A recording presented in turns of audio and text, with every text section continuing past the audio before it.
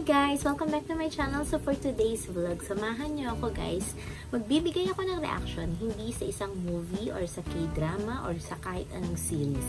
Magbibigay ako ng isang reaction regarding do sa isang kandidato sa Pasig na nagbigay ng joke. Alam ko, that was a week ago na talaga namang nag-trending siya, lumabas lahat ng social media at syempre marami ding reaction na talaga naman tinanggap. So ako kasi guys, late na ako nakapagbigay kaagad ng reaction dahil medyo na busy ako.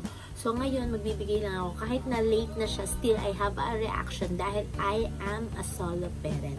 So meron akong rights na mag-react dahil isa akong single mom, isa akong solo parent. So for me, napaka-offensive ng ginawa niyang pagjo-joke na yun. Siya nga pala ang kandidato from Pasig na si Christian Ian Sia na talaga namang tumatakbo pa siya sa Congress, diba? So nagulat na lang din ako nung narinig ko. Actually guys, nabasa ko yun at nakita ko yung mga ano sa kanyang bash sa Facebook. Una nga yung isang actress na si Angelo De Leon na sinabi niyang walang basto sa Pasig. So nagulat ako nung nakita ko yun, then binasa ko, then nakita ko yung mga naging ano niya, reaction niya na yun nga daw ang isang solo parent pwedeng at least isang beses sa isang taon alam niyo na mag-slip over sa kanya. Ayoko nang banggitin yung term na yun kasi hindi maganda. So for me, ang reaction ko dun guys, kahit na biro pa yun, kahit na meron siyang freedom of speech at ginamit niya lang yun, hindi po tama yun kasi marami or malaking bilang ng mga tao ang nasaktan na offense sa sinabi niya yun. Kahit na meron siyang karapatan na magsalita or magpahayag or whatsoever, kung marami namang tao ang apektado at maraming tao ang nasaktan, hindi niya dapat kinakount as his freedom of speech. So ako kasi guys, para akong nabastos doon. Ano ko?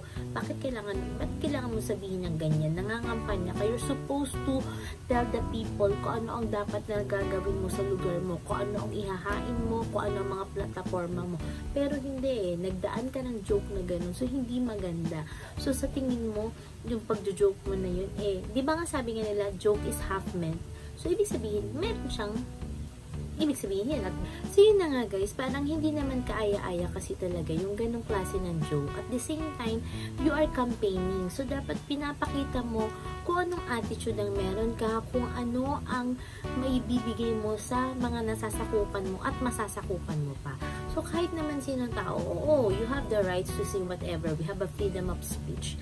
But then, we still have a limitation. Kasi alam niyo naman na kung ano ang dapat na sabihin at hindi. Diba? Yung posisyon na tinatakbuhan niya pa is mataas. Diba? So, sana naman, kung mangangampanya tayo, pwede tayong gumamit ng ibang mga klase ng jokes na hindi naman offensive. Diba? So, alam niyo naman kung ano yung matalino kayo at matalino siya at alam niya yan. Dahil nga, diba? Siyempre nga, kaya nga siya tumatakbo, diba?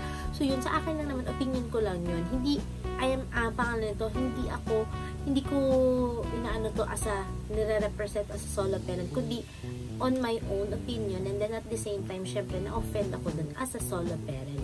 So, ayan guys, sabi ko sa inyo guys, hindi lang naman puro mga series at saka mga movies ang aking bibigyan ng reaction dito. So, lahat ng mga pwede kong pagbigyan ng reaction like nga what happened, and this is what you call that, offensive thing, lalo na sa amin na mga solo parents. Hindi madali ang pinagdadaanan namin. Ako, hindi madali ang pinagdadaanan ko as a solo parent kasi bukod sa nagtatrabaho pa ako, nag-aalaga pa ako ng anak ko, lahat ng pangangailangan niya, ako ang nag-shoulder. Hindi ako, I'm a single. Talagang certified single ako kasi wala naman akong ibang kasama sa buhay, diba? So, ang inaano ko dyan is respeto para sa mga solo parent na talaga namang hindi ganun kadali. Solo parent, pwedeng lalaki or babae yan. Pero me as a mother, solo parent, talagang sobrang nakaka-offend yun. And syempre, specific pa yung pagkanyang pagkakasabi doon sa mga meron pang menstruation, diba? So, parang hindi talaga maganda. Hindi kaaya-aya sa ating mga pandinig. Actually, kahit hindi ka solo parent, maiinis ka. Dahil even yung mga cousins ko, tsaka yung sister ko, nainis sa joke na yun. So, in behalf sa akin, not in behalf, in my own opinion, napaka-offensive nun. So, ayan guys, pasensya na kung medyo ano yung topic lang natin ngayon. Pero at least, nabigay ko lang din naman yung opinion ko at syempre yung saloobin ko dito sa topic na to. Huli man daw, at least nasabi ko pa rin.